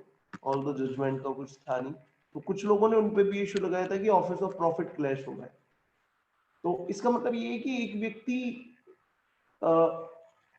अभी तक ऑफिस ऑफ प्रॉफिट किसी लॉ ने डिफाइन नहीं किया है, बट लेमैन लैंग्वेज में आपको ये समझना है कि उस व्यक्ति की कोई गवर्नमेंट के अंदर वो काम ना करता हो, ये मतलब है. ऑल्दो बहुत कॉम्प्लिकेटेड है, आई कैन एक्सप्लेन, बट आपके लिए आउट ऑफ कॉन्टेक्स्ट है. सो आई होप ये आपको क्वालिफिकेशन समझ में आई हो. वाइस प्रेसिडेंट की सेम है, बस वो लोकसभा की जगह राज्यसभा हो जाएगा. इससे पूछिए अगर कोई डाउट है तो. क्रिमिनल लॉ कोई नहीं होती है ना जब सिलेक्शन होती है, मतलब ये मिनिस्टर्स लोगों की? सॉरी बताइए एक बार, मैं समझा नहीं। मतलब जब ये लोग मिनिस्टर्स के लिए मतलब ऐसे जो मतलब अप्लाई करते हैं तो ऐसी कोई क्राइटेरिया नहीं होती है कि मतलब क्रिमिनल बैकग्राउंड से ना होना नो चाहिए? नो नो मैम, कोई कोई क्राइटेरिया नहीं है, but there is a law which says that कि अगर किसी व्यक्ति को जेल टर्म मिल जाती है 2 साल से ज्यादा की, तो वो डिस्क्वालीफाई हो जाएगा। In the case of Lalu Prasad Yadav in 2013 चारा घोटाले की जजमेंट आ जाती है, उनको 2 साल से ज्यादा की जेल पनिशमेंट होती है और वो डिस्क्वालीफाई हो जाते हैं। मतलब देयर इज नो लॉ जो उनको इलेक्शन लड़ने से रोकता हो, but there is a judgement which says that कि आप डिस्क्वालीफाई हो जाओ। तो मतलब 2 साल के नीचे कुछ भी क्राइम करो तो फिर भी आपको अलाउमेंट है मतलब? हाँ फिर आप अलाउड। देखिए होता क्या है ना, कई बार इन पॉलिटिशियंस को है ना प्रोटेस्ट करने के लिए थोड़े बहुत लॉ ब्रेक करने होते हैं या ब्रेक हो जाते हैं, कि कल को कोई पार्टी प्रोटेस्ट कर रही है, वहां के डीएम ने सेक्शन 144 लगा दिया, तो अब वो प्रोटेस्ट करेंगे तो एक दो केस लग गया, तो इन पे छोटे मोटे केस तो बिकॉज दे आर पॉलिटिशियंस तो लगते ही रहते हैं। कई बार क्या होता है कि पॉलिटिकल वेंडेटा भी होता है, अपोजिशन पार्टी होती है। इवन एक बड़े सीनियर जेडीयू के लीडर थे, बड़े सीनियर लीडर थे, रिकॉर्ड हो रहा है तो मैं ज्यादा बोलता नहीं हूँ नाम वाम लीडर का, तो उनके अगेंस्ट एक केस चल रहा था चैन स्नैचिंग का। कैन यू इमेजिन, एक बहुत सीनियर लीडर थे, नीतीश कुमार से भी सीनियर, चैन स्नैचिंग का केस लग रहा था। तो कई बार फेक केस लग जाते हैं और पैटी तो ये होते ही रहते हैं। फॉर एग्जाम्पल आप देखिए, हाथरस राहुल गांधी जी जा रहे थे, सेक्शन 144 लगा दिया, अब राहुल गांधी पे पक्का केस लग गया होगा। सो ये था कि भाई 2 साल से जिसकी पनिशमेंट कम है, that mean that was not a serious crime. Idea is that. Okay sir. Clear है? सर ये ऑफिस ऑफ प्रॉफिट का थोड़ा कंफ्यूजन है। मतलब जिस टाइम पे वो इलेक्शंस के लिए खड़े होते हैं उस टाइम पे कोई गवर्नमेंट जॉब में नहीं होने चाहिए। अगर वो previously in their life they were in a job government sector, तो that is not a problem. Office of profit में आप कंफ्यूज हो रहे हो पूरा, ये मतलब जस्टिफाइड है कंफ्यूज होना। जया बच्चन का नाम तो आपने सुना होगा I guess. Jaya Bachchan was a Rajya Sabha MP, and Rajya Sabha MP के साथ साथ, क्योंकि एमपी बनने के लिए भी सेम कंडीशन है कि ऑफिस ऑफ प्रॉफिट नहीं होना चाहिए, but she was a MP from Rajya Sabha. Along with that, she was also a member of censor board. अब सेंसर बोर्ड एक सरकारी पोस्ट है, तो उनको राज्यसभा के जो चेयरमैन थे उन्होंने डिस्क्वालीफाई कर दिया कि you are also a member of censor board and how can you be the member of parliament, that's a conflict of interest, तो उनको डिस्क्वालीफाई कर दिया। जया बच्चन ने सुप्रीम कोर्ट गई और वहां पे उन्होंने आर्ग्यू करा कि since I am not taking any salary from that particular office, so how can that office be declared as office of profit, because I am not driving any profit out of that particular office. So Supreme Court की judgment I and finally Supreme Court have said that कि okay, you are not getting any cash benefit out of it, but you are using the office, you are using the chair, you are using the vehicle of that particular office, so that particular office is included under office of profit, और उन्होंने उनके जो disqualification था उसको valid declare कर दिया।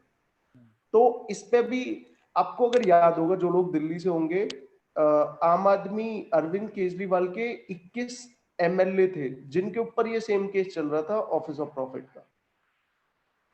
मे भी सुना होगा, नहीं सुना हो कोई इशू नहीं है, but it is highly debatable. ये है ना, तो कोई लॉ बना है जो इसको क्लैरिफाई कर पाए, और ना सुप्रीम कोर्ट की जजमेंट आई हुई है, उन्हीं से रेफरेंस निकाल निकाल के डिसाइड करते हैं कि what is office of profit, what is not. But ये है कि कोई व्यक्ति प्राइवेट बिजनेस कर रहा है वो नहीं है, कोई गवर्नमेंट जॉब में है वो है। Okay sir. जी सर। सर बेसिकली आप ये बोलना चाहते हैं कि जैसे जया बच्चन वाले केस में जैसे सुप्रीम कोर्ट ने भी बोला राइट कि बेसिकली यू नो इनफॉर्मली तो आप चेयरमैन ही हो या फॉर्मली रहो, the thing is even if you don't take the money, फिर भी एक इन्फ्लुएंस तो रहता ही है ना, एक जैसे एक कोई ऑफिशियल एक जगह में right, because you are the chairman या जो भी है।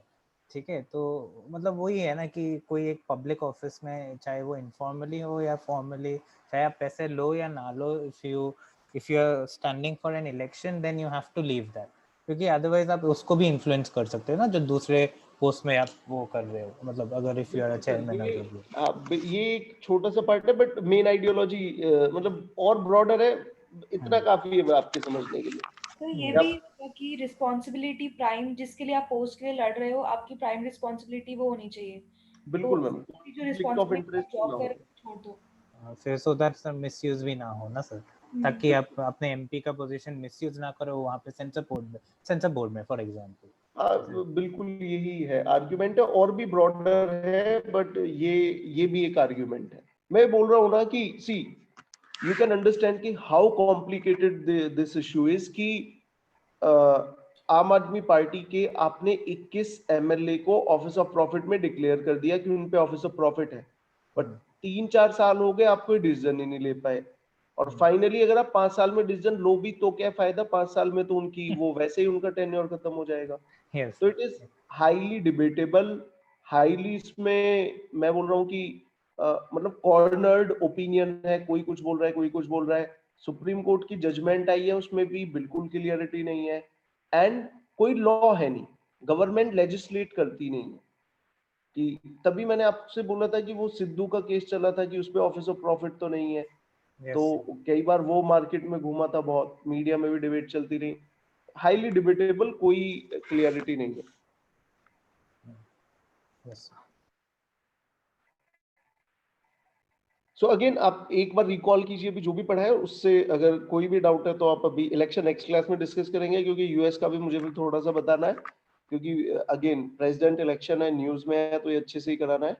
कोई भी इशू हो, कुछ भी है, मैं भी अगले कम से कम 10 मिनट तो हुई, you can ask anyone.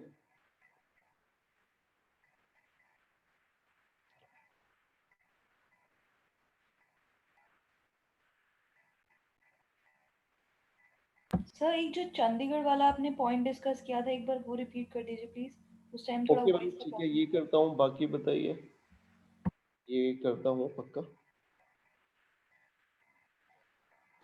Sir sir Tripura UT क्यों नहीं है? त्रिपुरा, ओके। सर आपका तो basically Daman and Diu is because it's economically not viable, right? Population is also less, इसीलिए वो यूनियन टेरिटरी है, right? That's what he said. उस समय मतलब मेरा थोड़ा नेटवर्क वो चला गया था, इसीलिए जी sir, C Diu and Daman and Dadra Nagar Haveli को अभी ये 2 यूनियन टेरिटरी थी। इन 2020 इटसेल्फ हमने इनको मर्ज करके सिंगल यूटी बना दिया है, बिकॉज ये इंडिविजुअल यूटी बनने के बाद भी इकोनॉमिकली वायबल नहीं थी, तो दोनों यूटियों को मर्ज कर दिया। ओके सर, ठीक है। सी होता क्या है, अगर आप यूटी भी बना रहे हो, still you need an number of institutions, काम हो या ना हो, but you need an number of institutions, and sometime these n number of institutions are not economically viable. Sir resources भी तो चाहिए ना सर चलाने के लिए। रिसोर्सेज चाहिए, टैक्स आपको देखना होता है, बहुत सारे इश्यूज है, तो ये नहीं है। यस ओके, सो और बताइए कुछ एक साथ, फिर मैं सारे डाउट्स ले लूंगा।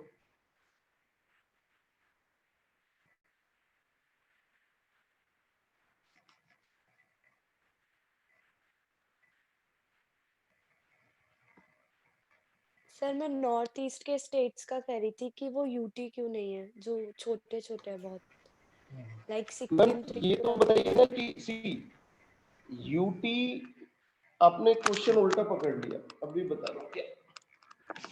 यूटी बनाने के पीछे रीजन था, यूटी ना बनाने के पीछे रीजन थोड़ी ना। स्टेट बना रहे हैं, अच्छा है उनके लिए। तो बेसिकली जहाँ पे कॉन्फ्लिक्ट्स बहुत ज्यादा होंगे या कंट्रोवर्सीज बहुत ज्यादा होंगी, जहाँ पे कंट्रोल सेंटर का चाहिए, तो that is eligible criteria for making a UT. हाँ बिल्कुल, ये ठीक है, ये क्राइटेरिया है, बट सी ओके, अभी मैं आ रहा हूँ आपके क्वेश्चन पे। इससे पहले वाला क्वेश्चन क्या था, कोई स्टूडेंट पूछ रहा था जो मुझे एक्सप्लेन करना था। सर चंडीगढ़ का ओके, केस। देखिए पहले देखिए, see this is a Punjab suppose. अब पंजाब में क्या था, ये हिंदी स्पीकिंग पंजाब एरिया था, Hindi speaking. See Punjab, Punjab is a geographical term.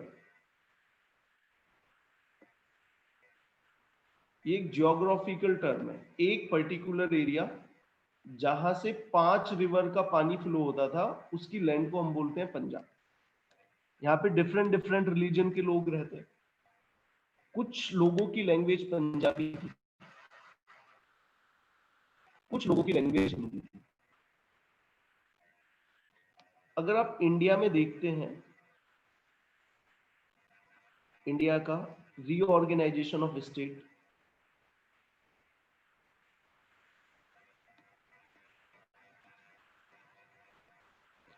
तो 19 अगर आप 50s देखें, 60s देखें, 70s देखें, तो यहाँ पे जो रीऑर्गेनाइजेशन था, हमने नई स्टेट क्रिएट की थी on the basis of language.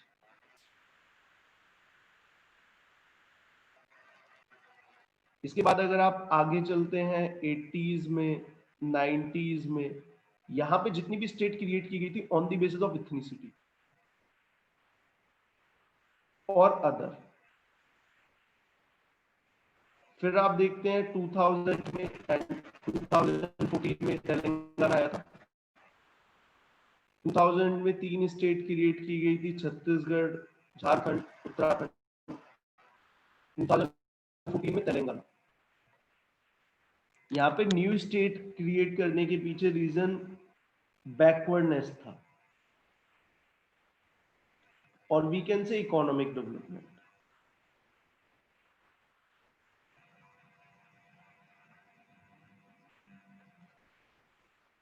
So 1950-60s में लैंग्वेज मेन थीम था। तो यहाँ पे क्या हुआ, ये जो हिंदी स्पीकिंग लोग थे, बात भी ठीक है, अब डोमिनेंट लैंग्वेज पंजाबी है, आप जो पुलिस एडमिनिस्ट्रेशन है वो किस लैंग्वेज में काम करेगा, पंजाबी में या हिंदी में? गवर्नमेंट की जो फाइल्स हैं वो किस लैंग्वेज में मूव करेंगी? आपको ये एग्जाम कंडक्ट कराएंगे, स्टेट की लैंग्वेज क्या होगी? मल्टीपल इश्यूज है, पंजाबी बोलेंगे पंजाबी होगी, ये बोलेंगे हिंदी होगी, कॉन्फ्लिक्ट हो गई। और बात भी ठीक है, अगर एक हिंदी वाला है ऑफिशियल लैंग्वेज पंजाबी, आप उससे बोल रहे हो पंजाबी में एप्लीकेशन लिख के दो, सो ये एलिनेट फील करेगा, इसको लगेगा कि ये जो इंस्टीट्यूशन है उनको एक्सेस नहीं कर पाएगा, डिस्क्रिमिनेट फील होगा। इसलिए हिंदी स्पीकिंग वालों ने बोला हमारे लिए अलग स्टेट दो, हरियाणा बन गया। अब मेन डिस्प्यूट हुआ चंडीगढ़ पे, क्योंकि चंडीगढ़ कैपिटल थी। कैपिटल का मतलब economic power house, economic power house, सारी market, industrial area, tourism hotspot, और जो भी मेन सरकार को टैक्स पेइंग एरिया चंडीगढ़ में थे। पंजाब ने बोला हम चंडीगढ़ लेंगे, हरियाणा ने बोला हम लेंगे। दोनों एडमेंट थे अपनी ओपिनियन को लेके, तो सरकार ने बोला ठीक है, दोनों की डिक्लेयर कर दी हमने, दोनों खुश। अब कंट्रोल किसको मिलेगा? पंजाब को दोगे हरियाणा अपोज करेगा, हरियाणा को दोगे पंजाब अपोज करेगा, यूटी बना दिया, बात खत्म। So that's a political crisis को सॉल्व करने के लिए बनाया।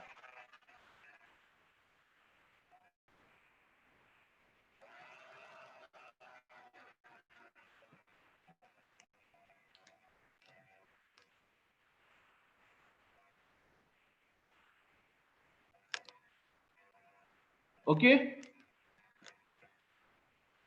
Yes sir. सो ये बेसिक आइडिया था। अब आप बताइए किसी को अगर और कुछ ये समझ में आया ना? Yes sir. Okay sir, 2-3 minute है आपके पास, किसी को अगर कोई और डाउट लग रहा है तो दे मैं आज इससे रिलेटेड अलग कुछ और भी हो तो। नेक्स्ट क्लास जो भी होगी मैं 1-2 दिन में ही रखूंगा, सो दैट ये सेंटर गवर्नमेंट वाला एटलीस्ट पूरा हो जाए आपका, ये बेसिक बेसिक चीजें आपको समझ में आ जाए।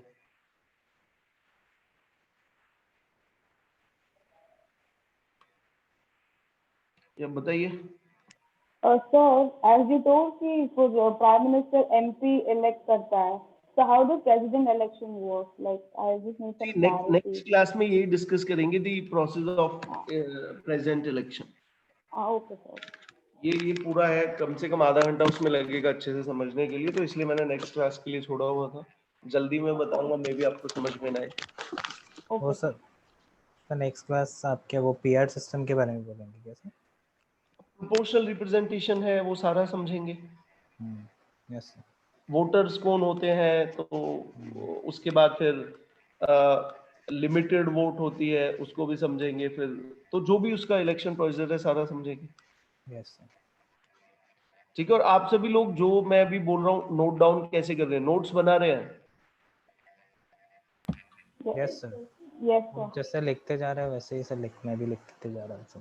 ठीक है ना, जैसा भी है वो साइड बाय साइड आप लिखते रहिए. अगर लग रहा है कहीं पे तो यू कैन आस्क, या कुछ भी कर सकते हो, बट नोट्स बनाते रहना, अपने नोट्स बनाते रहना.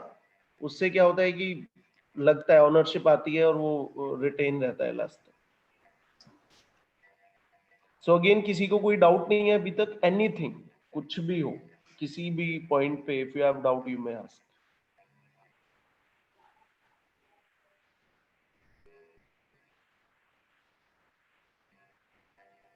Okay, so guys I hope किसी को अभी डाउट नहीं है. सो नेक्स्ट क्लास में जल्दी रखूंगा दिवाली से पहले ही, सो दैट एक बार ये आपका खत्म हो जाए एंड आपको भी कंटिन्यूटी मेंटेन रहे, may be day after tomorrow. So next class में हम इसको खत्म करेंगे, सेंट्रल गवर्नमेंट को. अगेन अभी डाउट है तो बताइए जी. Yes, sir. सर मैंने एक्चुअली आपकी ज्योग्राफी पार्ट 2 का वीडियो देखा था. ओके, तो उसमें मुझे एक डाउट है सर, लाइक रिगार्डिंग जो इंडिया के कितने स्टेट से जो 1 second, just a second, I just note it down. Border share नहीं करते?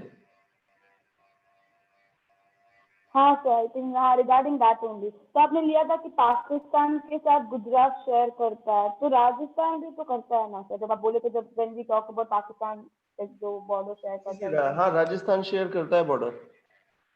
तो फिर आपने आके जो इंडियन का जो आपने वो सिखाया था ना सर, 1 सेकंड, नोट बनाया. मैं भी मतलब ध्यान नहीं रहा होगा, अगर कुछ ऐसा होगा मैंने नहीं बताया तो यस, वो तो कॉमन सेंस है, बिल्कुल शेयर करते ही हाँ करते. ठीक है. Okay done sir. ओके, ठीक है. Okay, so guys bye, good night. मिलते हैं आपको नेक्स्ट क्लास से पहले. Yes sir, good night sir. Thank you sir. Okay, thank you very much. Thank you sir.